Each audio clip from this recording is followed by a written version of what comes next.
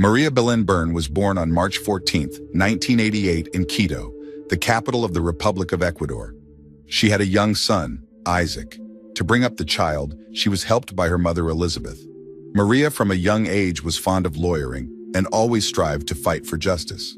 She earned a law degree, followed by 2 master's degrees from Simon Bolivar University of the Andes and Western California Law School. In addition to her studies for her legal experience, Maria worked as an administrative assistant in the State Attorney General's office. She also cared for her grandmother, who had cancer. Neighbors spoke of Maria as a girl with an open mind, very sweet and kind. She often provided them with free legal assistance. This is how she earned the respect of the people around her. Maria's personal life was going very well. In 2017, she married Herman Caceres. At that time, he was a police lieutenant. After marrying Herman, Maria and her 13-year-old son Isaac moved to the south of Quito to the neighborhood of Conocoto. After marrying and moving, Maria continued to develop as a lawyer and took a job with the law firm GRU Criminal Defense. The organization assisted with cases of human abuse, gender inequality and violence, child support payments, and police protection. Maria had an active Facebook account where she showed her support for feminism and once posted a post with the caption, "I was born to be free, not murdered." Bernal also created a TikTok account so that people could report incidents of violence there. She also made a video for TikTok where she talked about how she was also abused by her father's relatives. She also made a video for TikTok where she talked about how she had also been abused by her father's relatives. The year Maria died, she was working on one of the most high-profile cases of her career. It involved the deceased Alejandro Pales, his family, and the police transportation patrol in the capital city of Quito. Alejandro Pales died as a result of being hit by a traffic patrol. Maria was able to prove the guilt of the police officers in the accident. Thanks to this case, she gained the respect of many fellow lawyers, but also began to have enemies. And already after the case was closed, in the summer of 2022, Belén was completely attacked, where she was threatened with her life and health. She talked about it in a TikTok video, and there she also pointed out that it was 2 police officers. 2 months after this video, Maria's husband came to the National Police Department for the investigation of deaths, disappearances, kidnappings, and extortion, where he reported that his wife was missing, and for 2 days, no one knew her whereabouts. The case of Belén's disappearance was taken to investigate by General Alain Luna. He was the head of the police logistics department. Caceres was assured that the police would do everything possible to find Maria. And indeed, the investigation was launched very quickly. The next day, September 14th, investigators showed up at Herman's workplace to conduct a bedroom search. He did not like it very much, and he refused the search. But later he himself came to the prosecutor's office and told everything about the day when he saw Maria for the last time. Herman said that on September 12th, when she came to him at night to work, they quarreled, but then they got into Maria's car together and went home. While they were driving, they had another argument, after which she got out of the car to take a cab home, separate from Herman. Because the police suspected him of missing Maria Belén, they held him at the police station from 2:40 p.m. to 10:45 p.m. During that time, they managed to find several stories related to the violence and aggressive behavior of Caceres towards his former female companions. The officers also set up surveillance on Herman. The morning after the interview, police officers arrived to search the homes of Caceres, his parents, and his sister, but they found nothing. The only thing they discovered was that the motorcycle on which Herman had left not long before their arrival was missing from the garage. This further strengthened the conviction that he had a direct connection with his wife's disappearance. Herman Caceres' behavior helped to remove suspicion from the police officers that Maria talked about in her TikTok video. The investigation also revealed that no one was expecting Maria Belén that night, and after she showed up at her spouse's room, they closed up and made a lot of noise. According to the cadets who saw Maria, after their argument with their spouse, Caceres left the room with a very strange bundle of blanket, placed it in his spouse's car, and drove off somewhere. The police also found out that between 4 and 5 a.m. there was again a lot of noise in Herman's bedroom, but female moans could already be heard. Caceres' bedroom was searched and found empty beer bottles, bloodstains on the mattress, and a strange handprint on the wall, as well as drops of blood all over the car. The blood found was sent for forensic testing, which confirmed that it was Maria's blood. Based on this evidence, the investigation concluded that Maria was dead and that it was in the lieutenant's room that she was killed. Police may speculate that the lieutenant, who was found to have the evidence and testimony, is involved in the case and may be a suspect in Maria's murder. Information about Maria Belén's disappearance and the suspected involvement of her husband Casares has caused a huge public outcry. The support provided by Maria's mother, Elizabeth, and community organizations shows the desire to find the truth and bring the perpetrators to justice. Maria's son, Isaac, has been actively using social media to encourage the public to get involved in the search for his mom. To do this, he has created a Twitter page asking for help in the search and has also written that his stepfather was the last person to see Maria alive. The media is also playing an important role in this process by providing information about the missing person, thereby attracting the attention of a wide audience. They encourage people who have any information to report it to the police. State authorities are taking active steps to investigate the case. Casares' dismissal from his police position and his official detention as a suspect confirm the seriousness of the allegations and the intention to guarantee justice in this case. In order to ensure a more successful search for Maria Belén, searches and operations involving special police squads are underway. The police have promised a reward of $20,000 for the capture of the perpetrator. The situation continues to evolve in the hope that through the joint efforts of law enforcement, the public and the media, the truth will be revealed, the missing person will be found, and the perpetrators will be brought to justice. The investigation into the murder of Maria Belén continued, and investigators came across several interesting circumstances. It was September 21st. First, the girl's body was found in a ravine on Cerro Castillo Hill, just 10 minutes away from the police high school. This indicated the possibility that someone on the school staff was involved in the murder. Second, the forensic medical examination showed that Maria had been strangled with a belt. However, she also had serious head injuries, 2 hematomas, one of which resulted in a cerebral hemorrhage. This indicated that she had been severely beaten before the murder. The third interesting fact was that Maria had no serious injuries to her chest, abdomen, pelvis, back, or arms. This was inconsistent with the testimony of witnesses who saw Herman drag the body to the car. Investigators speculated that the body was carried by 2 people to avoid additional injuries. In addition, Maria's body had undergone little to no decomposition process and did not have a strong odor. This indicated that it had been buried recently on a hill near the police school. All these facts indicated that Maria Belén's murder was well planned and could have been committed with the help of someone from the police school. It turned out that in Herman's room was a cadet of the higher police school, Jocelyn Brigadier Sanchez. And at the time of the fight between Maria and Herman, she was nearby and heard everything. After it was found out, Jocelyn became a suspect in complicity in the crime, and the General Prosecutor's Office issued a warrant for interrogation and subsequently the arrest of the cadet. During the interrogation, Brigadier said that on September 10th, she was at a party with her comrades, and Herman was there. He was very drunk and flirted with Jocelyn. She could not reject the lieutenant because of his high position in the police. She was afraid that she might be expelled from the police high school. When Herman got the girl's attention, he invited her to his bedroom.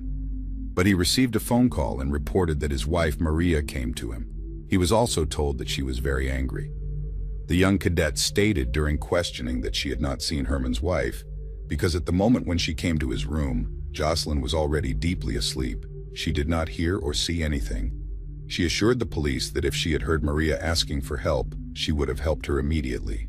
But all of Jocelyn's words were not true. Her lawyer provided investigators with evidence. A videotape where the cadet said she was intimate with Herman in the early morning hours after his wife disappeared. Brigadier tried to justify herself and claimed the video was edited, and she also filed a complaint against her attorney for disbarment because he had violated the attorney-client agreement.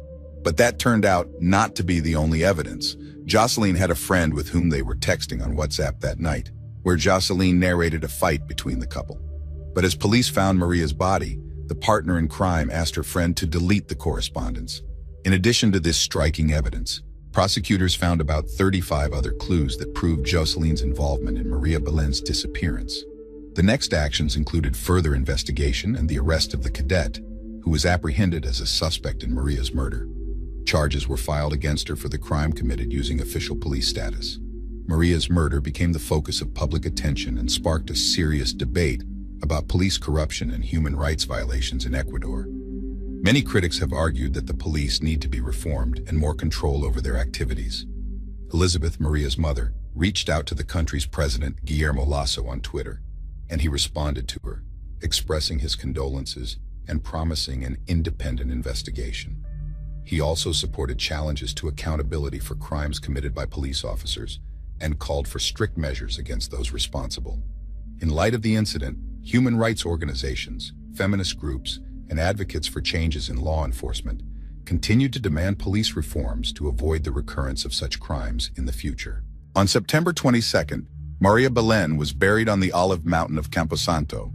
After the funeral, the government authorities stated that Cesare's act did not reflect the entire police force, but was just an isolated incident that tarnished the image of the entire organization. Also, Interior Minister Patricio Carrillo appeared on television, offering his condolences and speaking out about the gruesome crime. President Guillermo Lasso decided to defuse the situation in the country and suspended General Freddy Goiz, National Director of Investigations of the Judicial Police, and General Giovanni Ponce, National Director of Civil Security and Public Order. Lasso publicly apologized for allowing such an incident to happen in the Republic, much less in a top police school that is supposed to protect the citizens, and instructed Police Major Fausto Salinas on getting the final results and the capture of Police Lieutenant Cáceres, and also called for the resignation of the Interior Minister for his remarks. Lasso set a deadline of a week to accomplish these tasks, but the police failed to do so in that time, and the criminal was caught only on December 30th. Herman had been hiding very well all this time at large. The police tracked him through CCTV cameras and listened to phone conversations. After that, a joint operation with the Colombian police was carried out. The alleged territory where the criminal was located was investigated, and even Interpol was involved. Witnesses were interviewed who reported a suspicious man with a long beard and cap who worked as a bartender in Palomino. In the end, Cáceres was detained without resistance at his arrest that same day. And soon paperwork was ready for his deportation from Colombia. Without waiting for the investigation to be completed, the president of Ecuador rushed to inform the public that the criminal had been caught and would be punished to the fullest extent of the law. Herman Cáceres fully admitted his guilt and was sent to La Roque Maximum Security Prison, which is located in La Guajira. During the interrogation, he gave a detailed account of the crime committed. On September 11th, Herman was very drunk. He received many calls from his wife, and when he finally answered, he heard that Maria was very angry and said that she would soon come to see him at the police high school for a serious talk. As soon as she entered Herman's bedroom, she saw a bright spot on her husband's neck.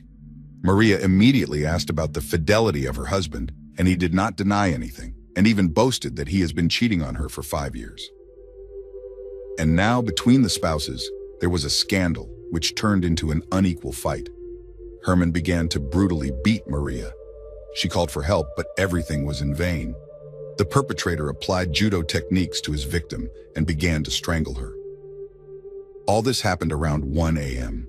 At some point, Herman realized that Maria was dead, wrapped her in a blanket and carried her to her car. The next day, Cáceres acted as if nothing had happened, and in his spare time, he attempted to dispose of all evidence of the crime. In the evening between 7 and 8 o'clock, he left in his wife's automobile. No one suspected anything because he acted as usual, as if he was just doing his job. The perpetrator headed to Casitava Hill, where he buried Maria's body. Herman claimed he acted alone, with no accomplices. On Monday, Maria's mother Elizabeth called Herman to inquire about her daughter's whereabouts. He said they had an argument, and Maria had left in an unknown direction. At that, Cáceres was on his usual behavior, but his mother-in-law insisted that he file a missing persons report. Herman Cáceres for a long time did not dare to take this step, but still did it, in the hope that it will be able to take suspicion away from him. After telling the police everything, he took the right to remain silent and not answer questions, as he felt that punishment would be inevitable. The trial dragged on, and more evidence began to come into the case. A recording was found in Maria's cell phone of her screams and pleas for help, which she had recorded on a tape recorder. The same recording helped Cadet Jocelyn to avoid serious punishment, as it was proved that she was not in the bedroom at the time of the crime. Her punishment was a ban on leaving the country. After Jocelyn was released, she publicly thanked the women who supported her. But her speech was interrupted by Elizabeth, who blamed her for her daughter's death, as she was Herman's mistress, and did not respond to cries for help. Currently implicated in the death of Maria Belén Bernal are believed to be Herman Casares, Jocelyn Sanchez, and Police Lieutenant Alfonso Camacho. Alfonso was in the building at the time of the crime and could not help but hear the screams, for which he was found to be involved. But the only one who was jailed for the crime was Casares. Although 3 people were found guilty, the entire police department is actually to blame for their inaction. Herman's lawyers are asking to reclassify the case and convict him for deprivation of human life and not for femicide.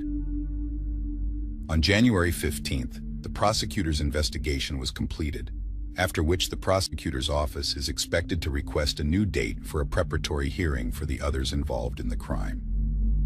Ecuadorians are following the case closely, and many women are hoping for the strictest possible punishment for all those responsible, which will help prevent not only domestic violence, but also law enforcement inaction.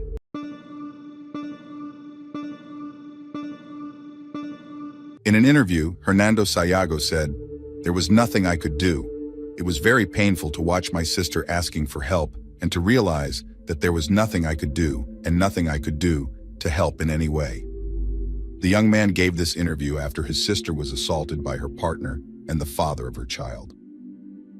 That day, Hernando went with his sister Sahira to her ex-boyfriend's house for them to pick up her 3-month-old baby. But when they arrived, there was a horrific attack that ended in a fatal accident.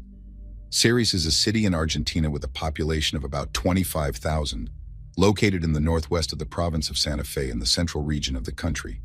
It was there that Sahira Belén Sayago Chavez, the firstborn child of Mercedes Chavez and her husband, was born in 1998. The couple had a total of 7 children, 4 boys and 3 girls, but the names of only 4 children are known to the public: Sahira, the 3rd child Matias, the 4th Hernando, and the 5th Ana. In the media, the details of the life of this family were not covered in any way. It is only known that Sahira's siblings described her as a very good daughter and sister, who was always ready to help and pay attention to the family. Sahira was very close to her mother. They were very loving and always supported each other. At some point, Mercedes was diagnosed with cancer, which was a big blow for Sahira and the whole family. After such a terrible diagnosis, Sahira's job was to always keep an eye on how her mother was being treated, whether she was taking all the necessary medications, and to support her with all the love and attention so that she would not give up and would be able to beat the disease. In early 2016, Sahira left her parents' home and moved in with her boyfriend, Franco David Fernandez. Franco was born in 1993 in Ercilia, a small town of only 3,000 people located about 20 kilometers southeast of Ceres. In 2013, Franco enrolled in the police academy, and the following year began serving in the 5th Regional Police Unit of the Santa Fe province, specifically as a warden in the penitentiary facilities of the city of Rafaela, which is located about 168 kilometers south of Ceres. There, Franco rose to the rank of non-commissioned officer before being assigned to Ceres Radio Electronic Command. At first, the couple lived in Sahira's parents' house, and after a couple of months, they moved to the St. Vincent neighborhood, located not far from the girls' home. Over time, it became obvious that Franco was a jealous and unstable person. Quarrels between him and Sahira very quickly escalated from verbal swearing to physical violence. Despite this, the girl made no attempt to leave him, but it is not known whether she did so out of fear or hope that he might change. In such a dysfunctional environment, in 2017, Sahira found out that she was pregnant and gave birth to their first child together on April 8, 2018. However, this miraculous event failed to strengthen the bond between Sahira and Franco, and even became a turning point, due to which the couple eventually broke up. Sahira then decided to return to her family with her son, and although Franco apparently wasn't completely on board with this decision, they decided that they would share the upbringing and care of the newborn, so the baby spent his evenings in the company of his father. It seemed that the separation went smoothly, and they were able to agree on how they would spend time with their son, but in fact it was not like that at all. and everything ended in tragedy. It happened on July 5th, 2018. On that day at around 5:30 p.m., Sahira went to her ex-partner's house to pick up her child, as she had done every night since their relationship ended. Sahira did not want to go there alone, so she asked her brother Hernando, who was a minor at the time, to accompany her. The girl said goodbye to her mother with the idea that she would be back soon, and even told her to boil water so that when they returned, they could drink mat, a popular drink consumed daily by Argentines. At that moment, Mercedes did not yet know that this would be the last time she would hear her daughter's voice. After saying goodbye, Sahira and Hernando got on the girl's motorcycle and rode it to Franco's house. Upon arrival, the girl parked and walked to the door of the house where Franco was already waiting for her. As soon as she approached, he grabbed her by the arms and forcefully pulled her into the house, preventing Hernando from entering. Despite the teenager's insistence that he let him in, the man closed the door in his face and then locked it shut. Sahira screamed for help as her ex led her into a bedroom. There, they began yelling at each other, and in the midst of the argument, Franco struck Sahira in the back of the head with the butt of his service pistol. Franco then shot the girl 3 times with the gun at very close range, and 2 of the bullets hit her, one in the left shoulder and the other in the stomach, and Sahira immediately collapsed on the bed.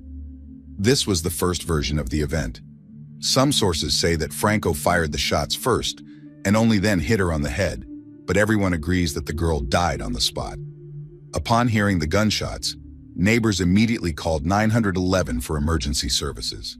Hernando, for his part, who had been outside the house the whole time when he heard his sister's screams and subsequent gunshots, felt incredibly frustrated, furious, and powerless to stop the heinous crime.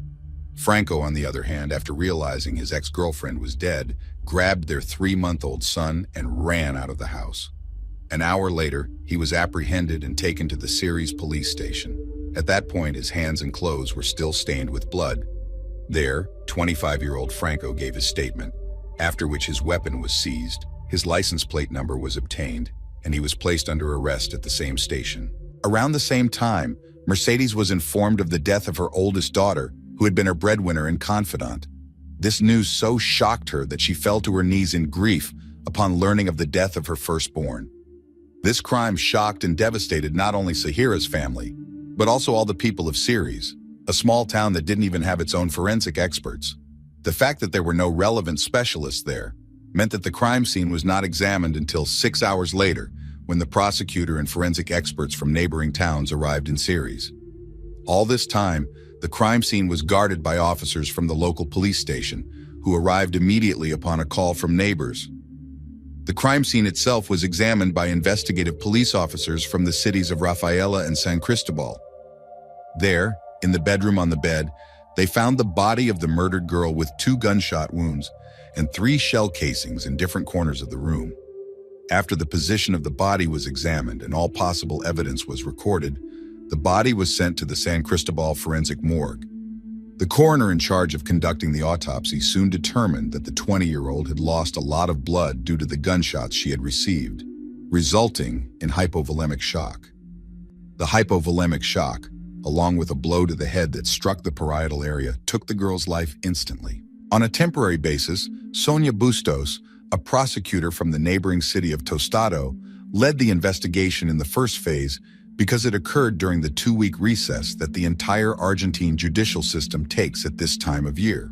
Prosecutor Bustos acted quickly, and just 2 days later, on July 7th, Franco was charged with intentional homicide with a firearm, qualifying as feminicide. At the hearing, the prosecutor noted that the defendant acted with full knowledge of the case and a willingness to kill his former partner.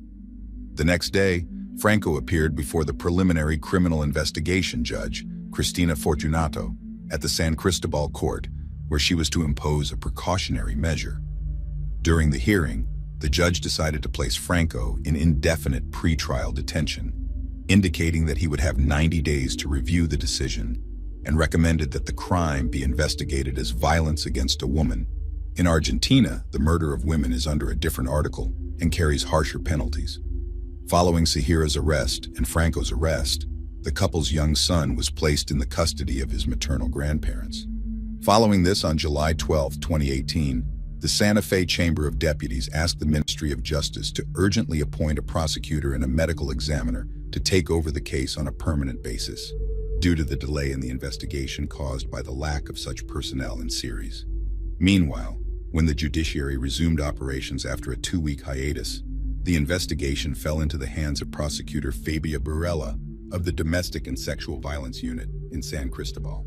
Although by then some conclusive evidence had already been presented and a confession had been obtained from the perpetrator, the investigation process and trial kept getting delayed for some reason. In mid-October, almost 3 months after the crime was committed, the prosecutor Burella ordered a ballistics analysis and sent all the collected evidence and seized service weapons to the investigative police of the city of Rosario, located in the southeast of the province of Santa Fe. Rosario is a densely populated city with no shortage of investigative manpower, but the investigative corps, again for some reason, delayed the forensic examinations and report. Thus, almost 6 months have passed since the brutal incident, and the confessed perpetrator has not been brought to justice, and according to Sahira's relatives, his place of detention was unknown. Sayago's family feared that the perpetrator might have escaped or was serving his sentence at the local police station rather than in prison. Meanwhile, Sahira's untimely death came as a heavy blow to her loved ones, who were deeply saddened, but still found the strength to fight on. They tried to bring maximum attention to the case, and hence they organized a rally on the evening of Sunday, December 16, 2018, demanding justice. The event was held in front of the Mayo Pyramid, a historical monument of Ceres. Apart from Sahira's family, local feminist organizations also participated in the rally. Amidst the grief she experienced after Sahira's death and her battle with cancer, Mercedes wrote a letter and delivered it at the rally, demanding justice for all women whose cases, like Sahira's, have not been investigated and whose perpetrators have not been punished. For her, this was the only way to give some peace of mind to the families of the victims who were going through the same agony as they were. She also thanked all those who sent them messages of support and the feminist movement for raising awareness about the case. In addition, Mercedes mentioned the help they received from the municipality's team of lawyers, psychologists, and social services assistants. She concluded her speech with a special thank you to the family and friends who have been by their side throughout this time since that fateful day that changed their family's life before and after. Due to everything that had happened, amidst depression and stress, Mercedes's health deteriorated dramatically, but she still got up every day and continued to fight for a fair punishment for her daughter's killer. Sadly, just 3 months later, the woman still couldn't fight the cancer any longer and passed away on March 24, 2019, at a medical facility in the provincial capital from Santa Fe. The dedicated mother was tired of fighting the indifference of the authorities and left this world without ever seeing justice served to her daughter. Nevertheless, her older sons continued her work, trying to bring as much public attention to the cause as possible. At that time, they were going through the hardest of times. First, they faced the grief and despair of the death of their eldest and favorite sister. Then their mother died, who had been ill and in pain for a long time, and now the responsibility of caring for their younger sisters and little nephew fell upon their shoulders. Hernando, who heard all the screams and gunshots on the day of the crime, due to the shock, fear, and powerlessness he experienced, required psychological help to cope with the trauma. On the anniversary of Sahira's death, the family organized a march on Sunday, July 7th, at 5 p.m. in front of the Ceres train station to remind the public that the perpetrator was still not convicted. More people joined the march, including family and friends of the deceased, as well as concerned residents. Shortly before, Matthias, one of Sahira's brothers, published a letter in which he said that they had lived a year of great sadness and bitterness since their sister died. With pain, the young man added that their mother was finally there for her daughter in the way she wanted since the tragedy occurred. In the text, Matthias also emphasized that he and his brothers will continue to talk about Sahir and cry out for justice so that she will not be forgotten and that she and their mother will find peace in heaven after learning that the perpetrator has been punished. Nevertheless, time passed, and despite the tremendous attention to the case, there was no progress in the legal process. Franco was being held in Pinero prison in Santa Fe, but somehow he managed to get hold of a cell phone that not only allowed him to communicate with the outside world in peace, but he even created an account on a dating site where he introduced himself as a bodybuilding instructor. In February 2020, information about this began to spread in various digital media and social networks. In this regard, the prosecutor of Barela asked the authorities of the prison service to search the cell of the accused. During the procedure carried out by the officers of the institution, a latest generation cell phone was seized from him. About 5 months later, on July 3, 2020, at the end of the 2-year term provided for in the procedural code for pretrial detention, Prosecutor Barela asked for an extension of the preventive measure against Franco for another 8 months. 3 weeks later, a court hearing was held in the San Cristobal Court, presided over by Judge Juan Gabriel Peralta. He upheld the prosecutor's motion and ruled to extend the detention.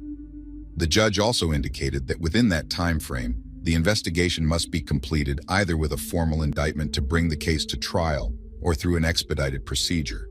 Due to the quarantine caused by the coronavirus pandemic, no marches or rallies could be held on the 2nd anniversary of Sahira's death. For this reason, on Sunday, July 5, 2020, the girl's family and friends, together with a feminist organization called 8EM, planted a tree in a green area of the city as a symbol of life, which was meant to be a call for the eradication of gender-based violence. Around the same time, Franco's defense filed an appeal in which they asked for the suspect's release. The appeal hearing was held on July 29, 2020 virtually, which was also attended by Sahira's father and one of her brothers. At the hearing, the second instance judge rejected the defendant's lawyer's request and upheld the custodial measure. Finally, after nearly 8 more months, on March 4, 2021, oral and public proceedings against Franco began in the San Cristobal courts. The trial panel consisted of judges José Luis Esteves, Javier Botero, and Elconsuez Marcelo. At the hearing, Prosecutor Barela asked for life imprisonment for the defendant as guilty of premeditated murder, classified as gender violence, with the aggravating circumstance of using a firearm. The prosecutor reiterated that the investigation concluded that the defendant acted with full knowledge and willingness to take the victim's life. The testimonies and arguments of both sides were heard for a week, and then, on March 12, 2021, the unanimous verdict of the judges was announced. Franco David Fernandez was sentenced to life imprisonment for the murder of his ex-girlfriend, Sara Belen Sayago. Prosecutor Fabia Barela expressed her absolute agreement with the verdict and emphasized that the testimony of witnesses, both in the investigation phase and during the trial, played an important role in the reconstruction of the events that took place. The defense appealed the life sentence, but on December 14, 2022, second instance judges Christian Fitz, Sergio Alvira, and Alejandro Tizon, members of the appeals chamber, dismissed the motion and all the issues that should have led to the annulment of the sentence. During this trial, the judges affirmed the qualification of the crime and the conviction. Unfortunately, around the world, and in Argentina in particular, the murder of women is not uncommon. According to the local association House of Assembly, based on a compilation of cases published in the media, in 2018 alone, when the crime against Sahira was committed, there were 273 crimes against women, which means that one girl died every 32 hours during domestic violence. Moreover, it is also known that 18 of these crimes were committed by law enforcement officials. Adding to these horrific figures is another frightening fact. These deaths left 339 children motherless, including Sahira's young son, who was only 3 months old when his mother was brutally taken away.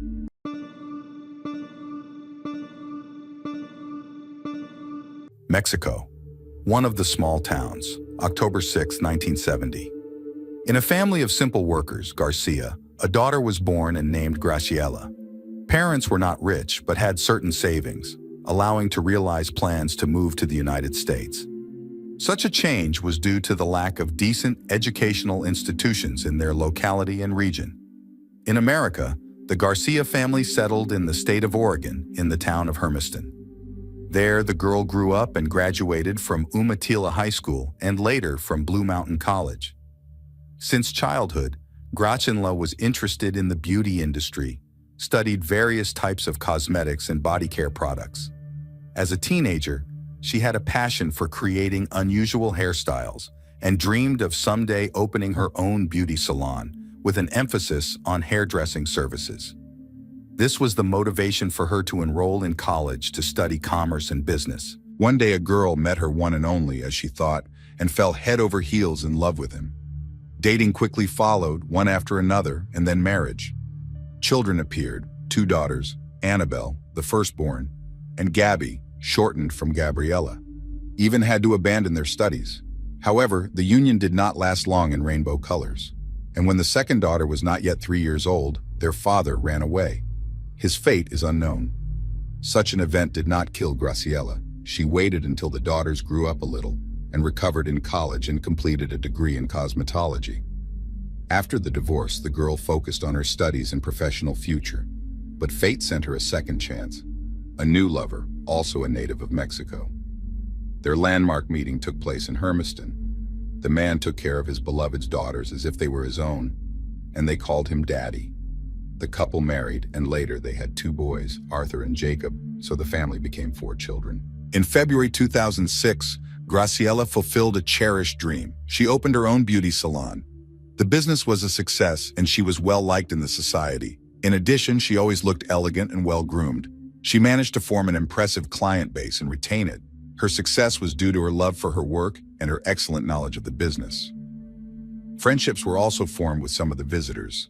It was not uncommon for a businesswoman to leave for professional seminars, but she also took her entire family on a trip. So they traveled to California and Washington and periodically visited Mexico.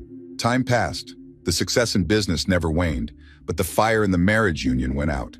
And after 17 years of life together, the couple filed for divorce. But the parting went without scandal, and the former spouses retained a respectful relationship, and the children continued to communicate with their father. At the time of the breakup of relations, the daughters and the eldest son, Arthur, have already become adults and moved out of their parents, and Jacob was still in his teens and spent almost equal time with his mother and father. The adult children became independent, but continued to have contact with each other and with their parents. Psychologically, the family did not disintegrate even after the divorce. Graciela did not lose her optimism and grip and continued her successful business. Her salon did not work only on Sundays. That was the only day she could devote herself fully to her children and friends. One day, a respectable client came to the salon. His name was Cuauhtemoc Romero Sanchez. He got to talking to Graciela during a treatment. Then there was an invitation for coffee, a date, and the meetings gradually turned into an affair. The daughters liked the mother's new boyfriend, but he wouldn't talk to them. They thought he was a bit strange. He claimed that he did not need their company and was interested only in Graciela. After 3 years of romance, the woman announced that she was marrying Romero. All 4 of her children were delighted with the news, and the daughters took new steps to get closer to their mother's fiancé. But he remained cold to them, did not show attention to the grandchildren of the bride, the sons of the eldest daughter. Perhaps the man was jealous of his beloved to all the others. The children were disappointed in him, and Gabriela once confessed to his face that he will never consider him neither stepfather nor father. For them, he is just a suitor mother. At the time, the woman was living in her luxurious home in Hermiston with her son, Jacob. And after the wedding, Romero moved in with them. The beginning of their life together was characterized by idle, but then the new spouse began to behave excessively in a hostess manner, as if this house and all the property of his wife belonged to him. Graciela hated scandals and conflicts, but Romero constantly created a tense atmosphere. The woman often gave in to him, even in small situations, to avoid quarrels. She had a busy work week with 1 day off, while her husband did not work at all. At the same time, he allowed himself increased control over his wife, who called her, with whom she corresponded, where she went, etc.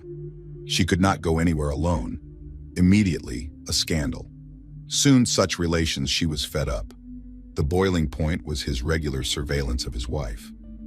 Once he tried to get into a business conversation on the phone, because of which Graciela almost lost a lucrative contract. His wife could not even just sit with her friends in a cafe, as immediately appeared this jealous man, and made a scene at the entire institution. The wife had to isolate herself from society, so as not to demonstrate the family troubles in public.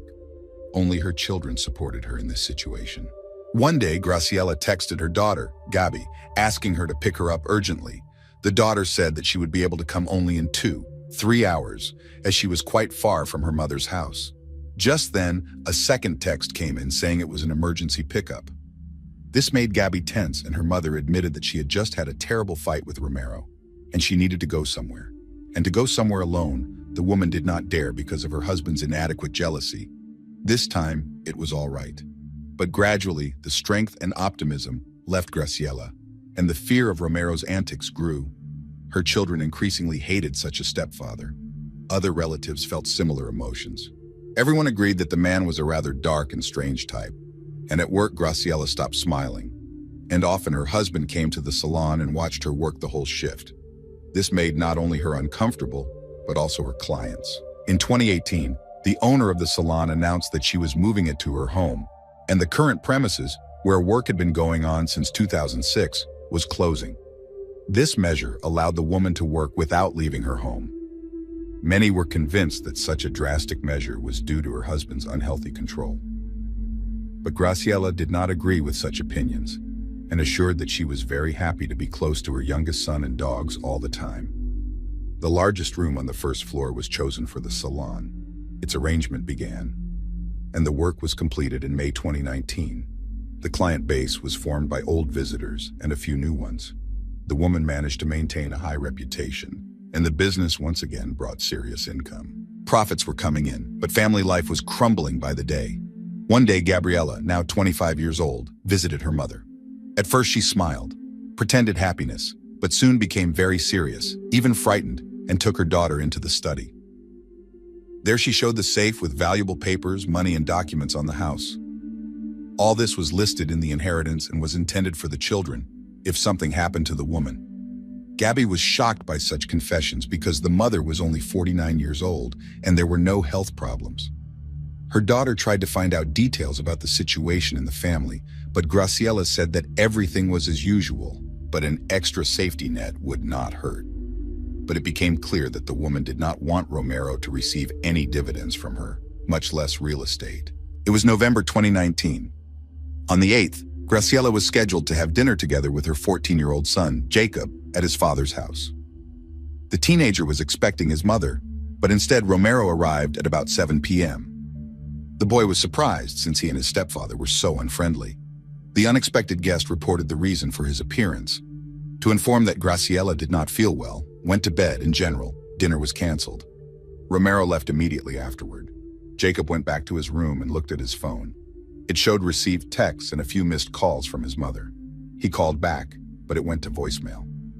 After a couple hours of unsuccessful attempts to call, the son contacted his brother and sisters. It turned out that they couldn't reach the mother either. Perhaps indeed she was asleep. Her switched-off phone caused tension because this had never happened before, as she was often called by clients, colleagues, and partners.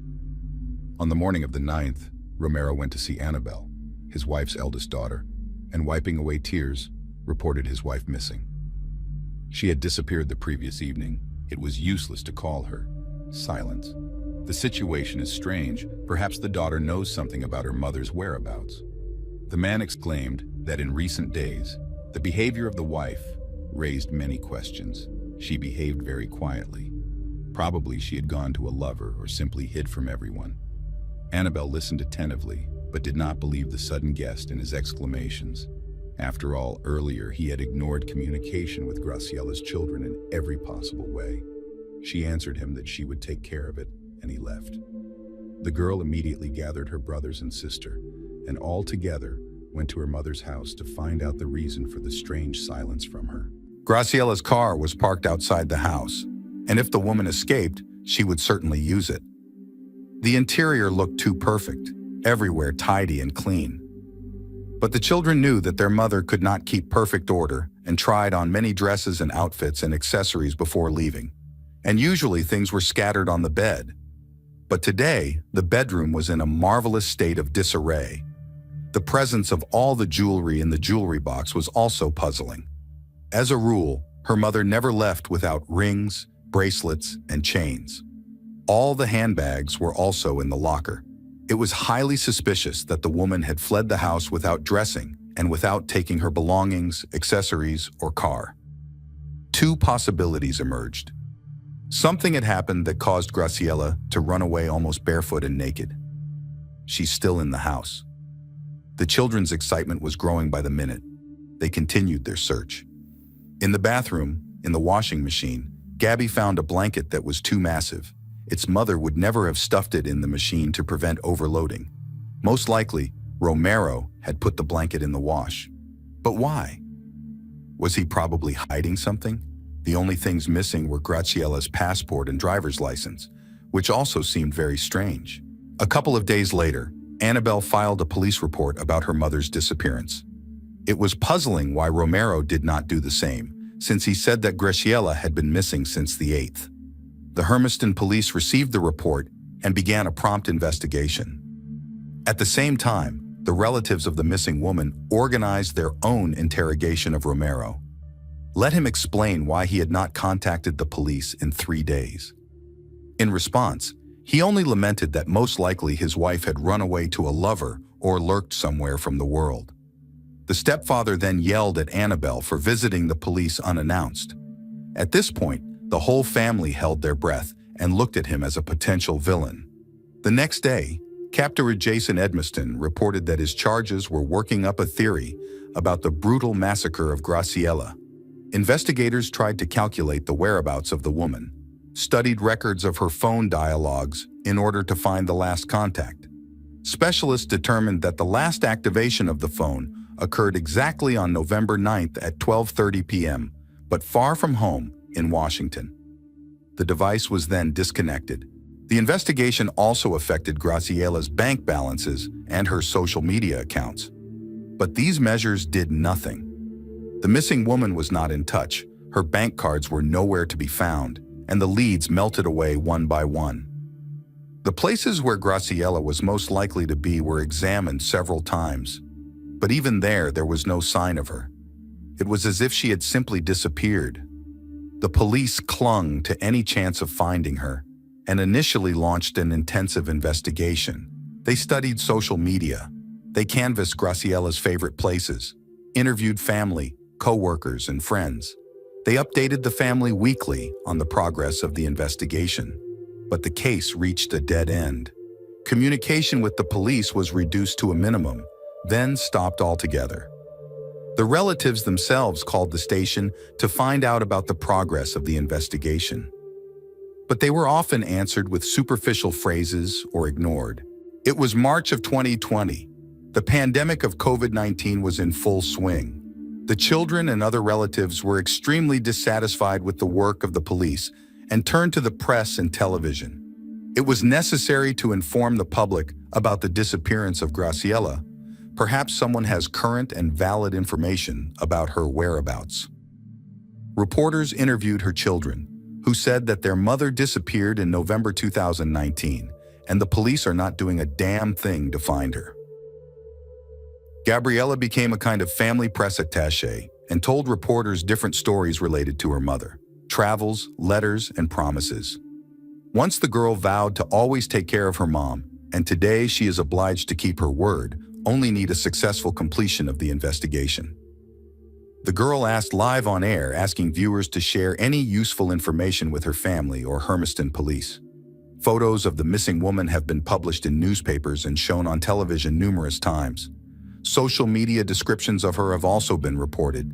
Age, 49 years old. Nationality, Mexican. Height, 160 centimeters. Weight, 62 kilos. Dyed blonde hair. The children feared that the mother was kidnapped by intruders and hidden somewhere. In favor of this version spoke suspicious finds on the day of her disappearance.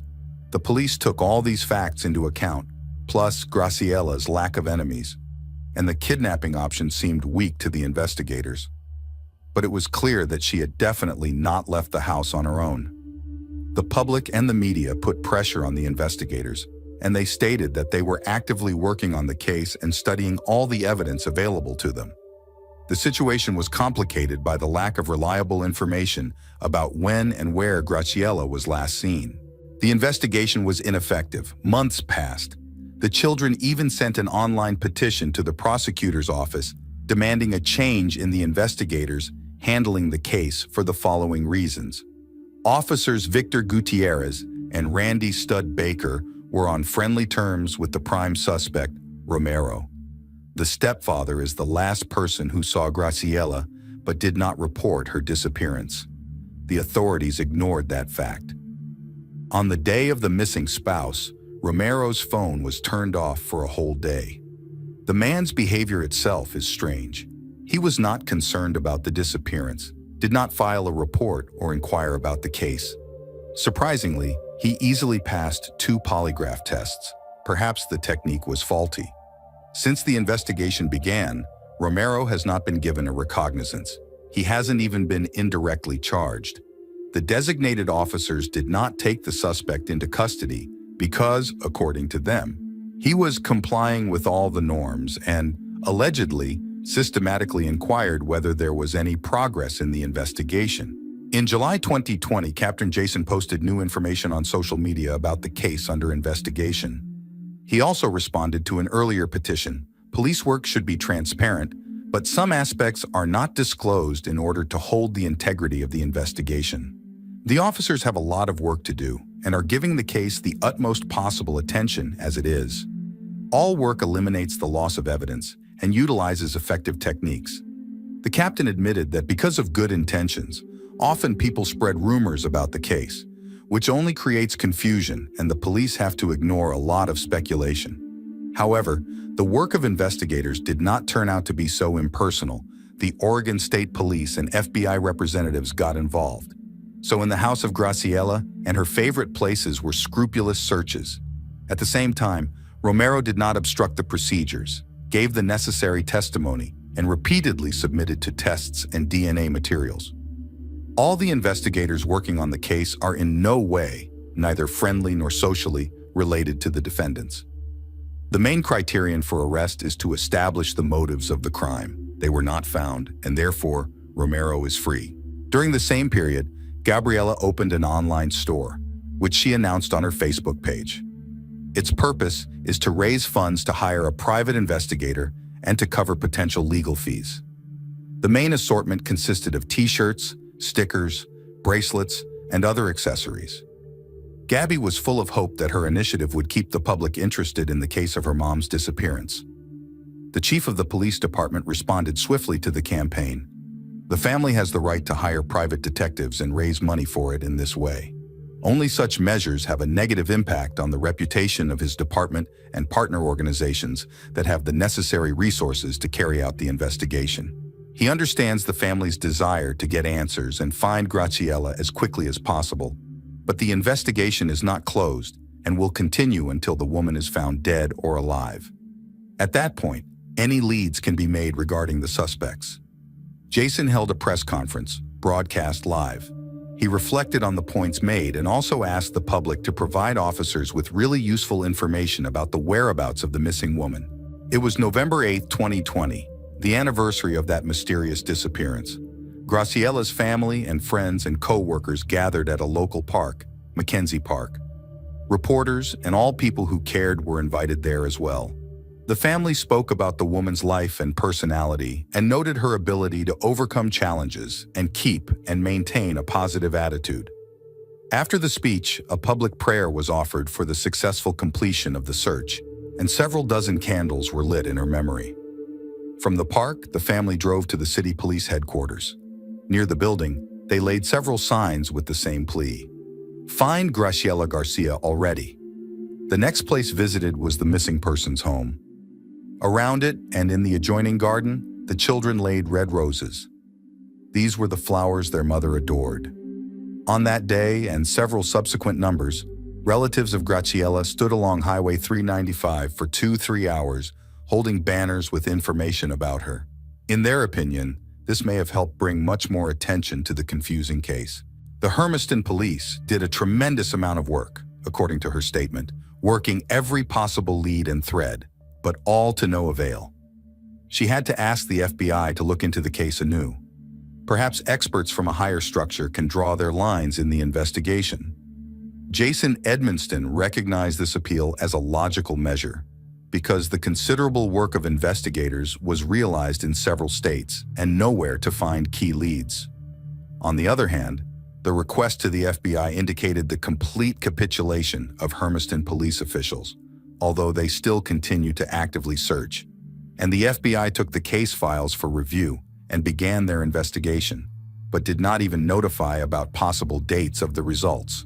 It's September 2023. The investigation is still quiet, but the case has again aroused media interest, not because of new leads and evidence, but because of an incident involving Moises Garcia, Graciela's brother.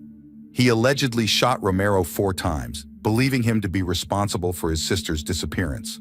The victim was shot in the abdomen and shoulder and was emergency hospitalized. He underwent surgery and was transported to the intensive care unit. Journalists did not reveal the true motives for the attack or the police response to Moises Garcia. After this incident, it became quiet again. Romero survived.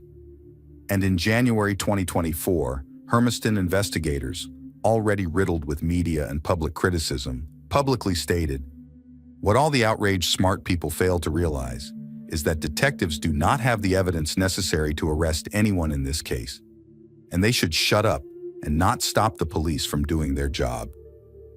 Captain Jason spoke again. According to him, investigators systematically collect evidence and information without knowing in advance how effective it will be. And here, the impartiality of the officers in collecting information and talking to the people giving it is important. The captain is furious that hundreds of people express dissatisfaction with the actions of the police in social networks without a proper understanding of the specifics of the work of bodies and understanding of the situation.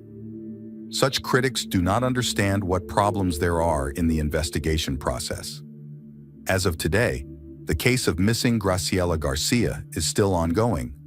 Whether she escaped, was kidnapped, or murdered is not known, and her family can only pray for a positive outcome to the search and fight for justice.